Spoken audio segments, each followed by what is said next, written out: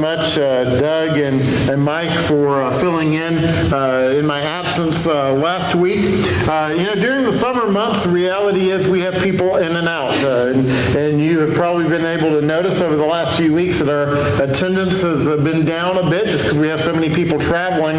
But one of the things I want to encourage is please do not just assume. If you notice that someone is not here, please do not just assume that they're traveling. Check on them. The worst thing that's going to happen is they're going to say, "Hey, I'm traveling," but check, because I can't talk this morning. What I have often found in the summer months is we have people who have issues. They may be sick, they may be going through some stuff, and they go unnoticed because we just assume they're out of town. And so if you notice that someone's not here, check on them. Make sure they're doing okay. Let us know if there are any needs. Keep us updated as to what the needs are as we go through these summer months.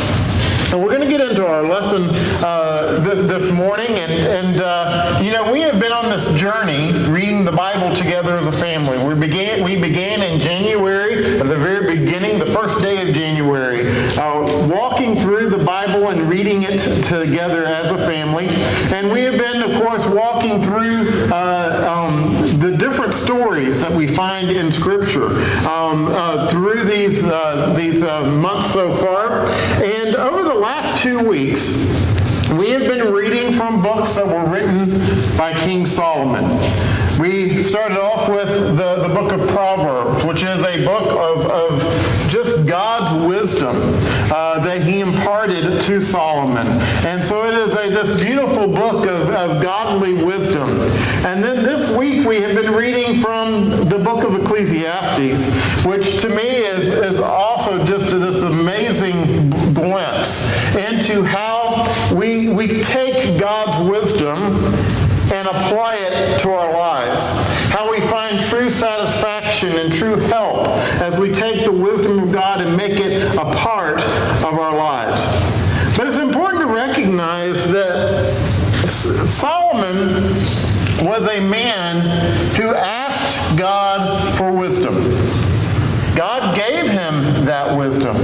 God made him what was considered to be the wisest man in the world. He had all of God's wisdom available to him, and yet Solomon was also a man who was always on a personal mission. You see, Solomon was on this personal mission for satisfaction. It's a mission that many of us find ourselves on. We all want to feel satisfaction in our lives. We all want to feel satisfied. The problem for Solomon was that Solomon was on this pursuit for self-satisfaction, and even though he had God's wisdom available to him, he turned to all the wrong places. Solomon turned to personal power, hoping to find satisfaction, and it wasn't there. Solomon turned to personal wealth, the gathering of things in life, possessions, trying to find satisfaction, and it was not there. Solomon even turned to collecting women, hoping to find satisfaction in that. And it wasn't there. So much so that in Ecclesiastes chapter 1, verse 14, Solomon said this. He said, "I have seen everything that is done under the sun, and behold, all is vanity and striving after wind." Solomon says, I've seen it all. I've seen it all. I've had it all. Everything that's available to me, I've experienced all of these things. But in the end, it's not worth anything. And he goes on to say it's literally like chasing after the wind. Have you ever tried to chase wind? Not pass it, chase it. Chasing wind is an impossible task, right? I want you to imagine here. So I've got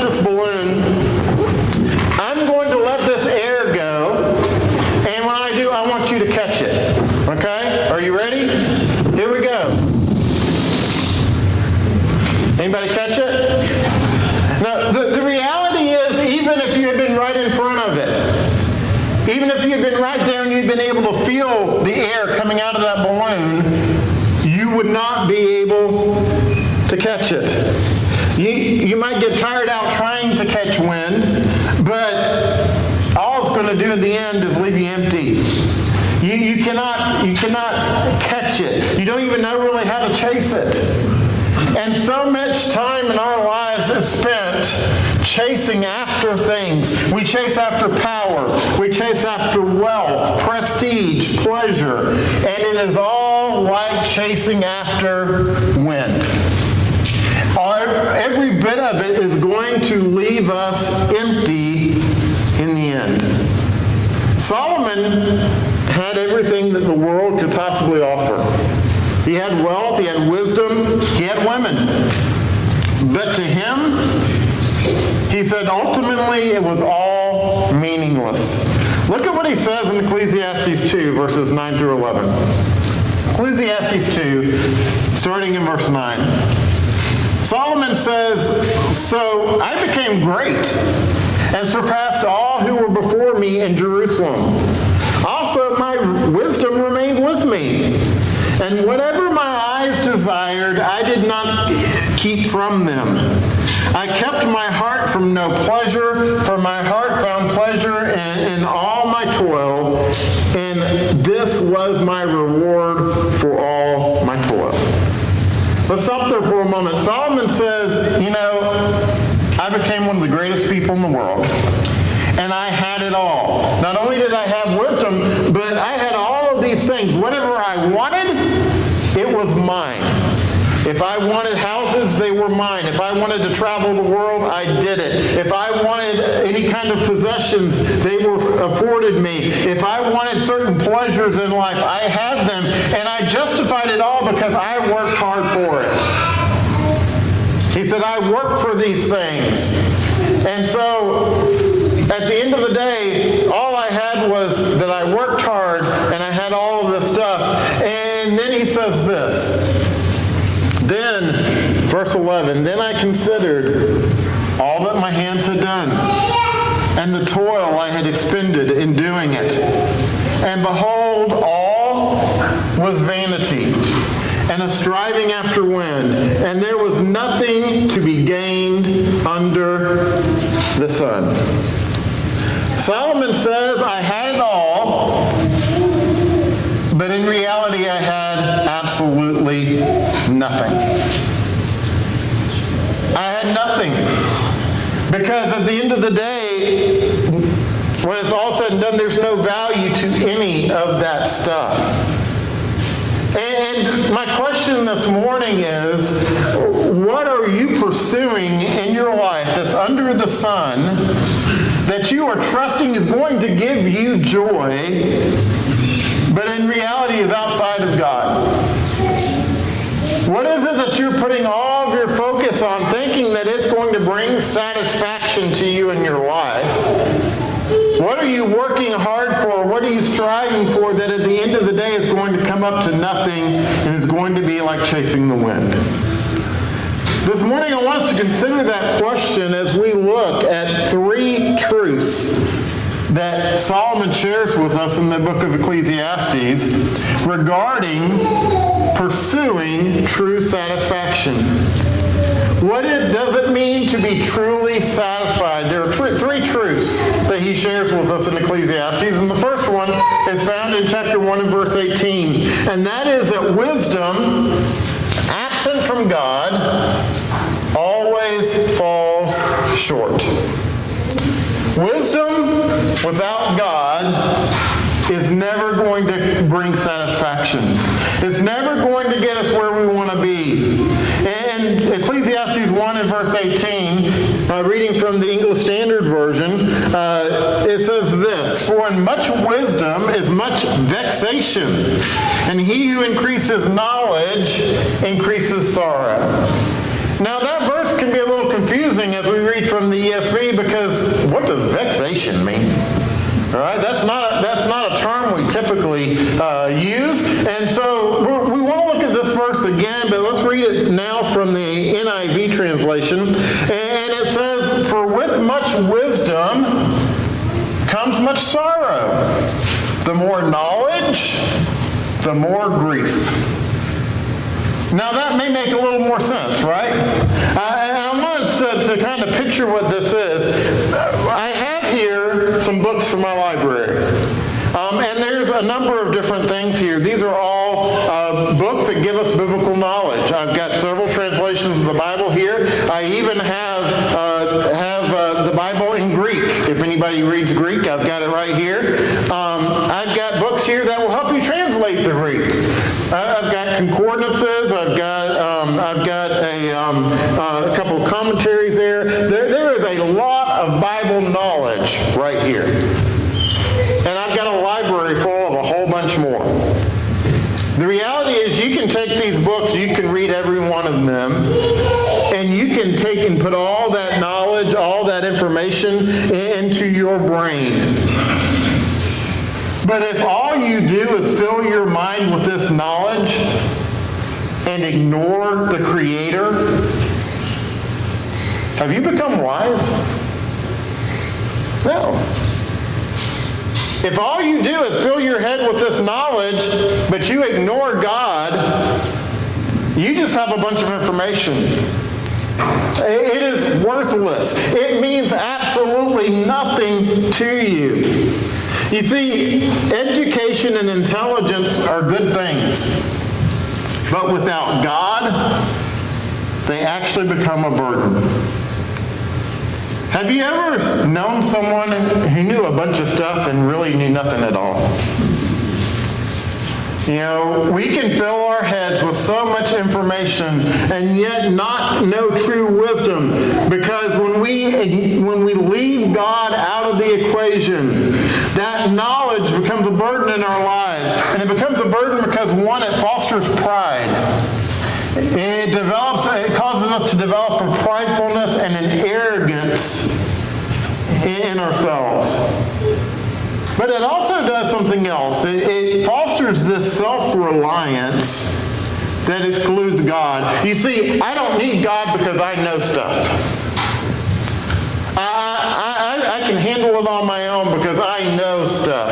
I've got all the know-how. I've got all the background. I can do it on my own. And we develop this self-reliance that leaves God out of the equation when we take in information, but we exclude God from the equation. But here's the real call this morning. Don't just seek to be informed. Seek to be transformed. Let the words of God, the things of God, be used by Him to change our hearts and to change our lives.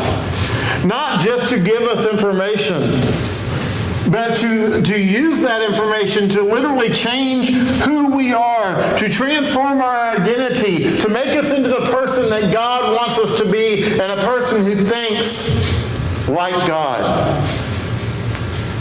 You see, Solomon had all of God's wisdom available to him, but Solomon chose not to think like God. He chose not to take in that wisdom and really make it a part of his life. Solomon became prideful and arrogant and self-reliant because he had information. If you go back to what we read just a few moments ago, notice what Solomon said there is he said, I still have my wisdom. Solomon had stopped thinking about wisdom coming from God. In his mind, it was his. He had it available to him. He had all of the insight. He had all the abilities. And the reality is that wisdom without God is always going to fall short. It's never going to get us where we want to be. If we want to find true satisfaction in life, then we have to make God the focus of it. Which leads us to the second thing that we see in Ecclesiastes, and that is, it's important to remember that the things of life are gifts. They are not God's. We have a lot of stuff in this life. And here in this country, we are extremely blessed with stuff. I was just thinking the other day about the things that I have available to me today that I didn't have when I was younger. And I was not neglected as a child, believe me. I was very blessed as a child. And yet I think today of all the things that are available to me today, to our kids today, that were not available just 40 years ago. And we're going to go with 40.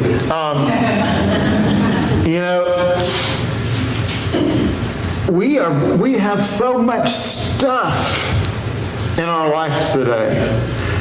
And the thing is, these things in and of themselves are not bad. But look at what Solomon says in Ecclesiastes chapter 5 and verse 10. He says, "He who loves money will not be satisfied with money, nor he who loves wealth with his income. This also is vanity." What Solomon is saying here is, if your focus is on stuff, you're never going to have enough. It is never going to satisfy you. Years ago, I was working with a congregation where one of our members was a very wealthy man. He had a very successful business, and he had a lot of stuff. He had several homes, he had a lot of property, a lot of money. And he and I were talking one day, and he was complaining to me about paying taxes. And let me say, first of all, I sympathize. I'm right there with anyone who struggles with that, right? But he was talking to me about it. He said, I just get so frustrated because so much of the money that, I work hard for my money, and it goes to pay for other people's medical bills, and it goes to pay for other people not to work, and it goes for this, and it goes for that, and the government's just taking all of my money. Amen. And I said, I fully understand where you're coming from. While on a very different scale, I share some of the same frustrations. I said, but aren't you thankful that you have so much that even with all that you give the government, you still have so much? Amen. And his response to me, he looked at me like I had just said that his dog had died. And he said, "Bill, you can never have enough." Every time I pay taxes, I think of that. Because we can get so caught up in thinking what really matters to me is that I hold on to all of my stuff that I've worked so hard for. It's my stuff, right? Will I ever have enough if that's what I focus on? Will it ever be enough? On the screen here, I have pictures of some things that we all enjoy, right? These are all things that either you have or you've done or you would like to participate in or have. These are all good things in and of themselves. Several of these things I participated in, not the softball. But, these are things that in and of themselves are good. They're nice to have when they're in their proper place. When there's nothing wrong with them when they're in their proper place. And in addition to these things, which can be blessings from God, we have all kinds of other gifts that God's given us. Time, money, family, things. The list goes on and on. They're all good in and of themselves, but the question is, are we using them to glorify Him? Or are we worshiping the gift instead of the giver? What are we focusing on? You see, even in our abundance, we often find ourselves wanting more, rather than being grateful and generous with what God has given. The reality is, if you are a Christian today, none of that stuff you have is yours. Because you belong to God. And therefore, all of this stuff is His as well. And so, this morning, even in our abundance, what are we focusing on? Choose to use your blessings as tools for His kingdom rather than idols. Because true satisfaction is never going to be found in stuff. True satisfaction comes when we recognize that these are gifts from God, when they are blessings from Him, and they are not to become idols in our lives. Which leads us to the final truth this morning, and that is that true satisfaction comes when we fear God and we obey Him, when we keep His commandments. True satisfaction comes when we make God the center focus of our lives. Look at what he says here in Ecclesiastes 12 and verse 13. Now this is at the very end of the book. Solomon has spent the previous 11 chapters talking about how to apply God's wisdom and how to find true satisfaction in our lives. And then he closes it all out by saying this: the end of the matter, all has been heard. Fear God and keep His commandments, for this is the whole duty of man. Solomon says you have one job, and that is make God the center of your life. That's it. That's your job. That's your responsibility. Solomon ends where all of us must begin, and that is with God. And he says at the end of the day, when it's all said and done, all this other stuff in life is just commentary. It's just a part of my life, the life that I lived here on this earth, but it's going to mean nothing. At the end of the day, when it's all said and done, we recognize that the life that pleases God is the life that only truly satisfies, that is the only life that truly satisfies. The life that pleases God is the only one that's going to bring satisfaction to us in our lives. A friend of mine and a member of the church used to work for a funeral home, and he often tells stories of different people who had passed away, and they were having funerals for them, and the things that they wanted to have put in their caskets. One person had their cat put to sleep and embalmed and put in the casket with them. Another person had several of their favorite things put in the casket with them. But let me ask you a question. What are you going to do with that stuff? At the end of the day, when this physical life is over, your spiritual life is not over. And how much of that stuff is going to matter to you? Where is that going to get you in life? You see, choosing what satisfies starts with choosing God. Am I choosing to obey God? Am I choosing to worship Him? Am I choosing to live in life in awe of Him? Am I living every day of my life asking, does this please Him? How different would your life be if before you did anything in your life, you would ask the question, will this please God? When you go to put on your clothes to go to school or to work, to worship services or to the beach, if you were to ask the question, will these clothes that I am putting on my body be pleasing to God? When you go to choose relationships, Choose whom you're going to date or spend your life with, or who you're just going to be friends with. If you made those choices, asking the question, will this relationship please God? Before things come out of your mouth, before you say things to other people, if you were to ask the question, will these words please God?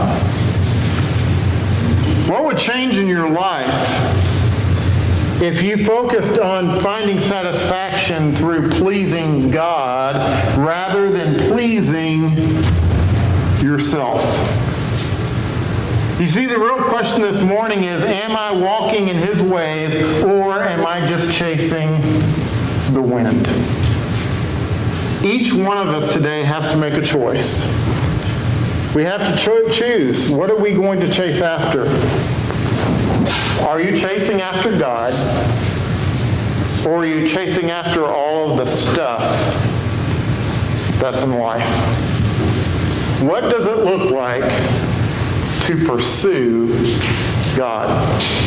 You know, when Brenda and I first met, I've shared this story with you before, but we met at college. I was walking with her cousin through an area called the Commons there at Freed-Hardeman. It was right in front of the library. I can tell you the exact part of the sidewalk where we stopped, and Brenda and her friend were walking the opposite direction we were passing, and Steve said, "Bill, let me introduce you to my cousin Brenda." And he introduced me to Brenda, and I made a decision right there that I was going to pursue her.